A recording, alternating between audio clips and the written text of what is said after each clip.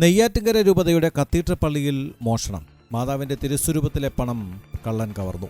പള്ളിയുടെ CCTV ദൃശ്യങ്ങൾ കേന്ദ്രീകരിച്ച് നെയ്യാറ്റിൻകര പോലീസ് അന്വേഷണം ആരംഭിച്ചിട്ടുണ്ട്. ഇന്നലെ രാവിലെ 11ഓടെയാണ് സംഭവം. പള്ളിയിലെത്തിയ യുവാവ് 20 മിനിറ്റോളം പരിസരം വീക്ഷിച്ചു.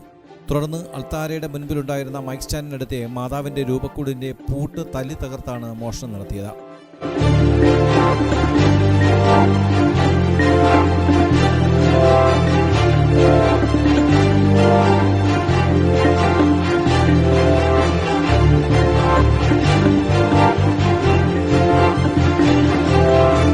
മാതാവിന്റെ രൂപത്തിൽ ചാർത്തിയിരുന്ന 5000 രൂപയുടെയും 1000 രൂപയുടെയും 2 നോട്ടുമാലകളാണ് കവർന്നത്. വൈകിട്ട് 6:30ഓടെ പള്ളിയിലെത്തിയ കപ്പ്യാരാണ് മോഷണ വിവരം അറിയുന്നത്. തുടർന്ന് പള്ളി സെക്രട്ടറിയും അക്കൗണ്ടന്റും ചേർന്ന് പോലീസിനെ അറിയിച്ചു. തുടർന്നാണ് നെയ്യാറ്റിൻകര പോലീസ് സ്ഥലത്തെത്തി CCTV ദൃശ്യങ്ങൾ പരിശോധിച്ച് അന്വേഷണം ആരംഭിച്ചത്.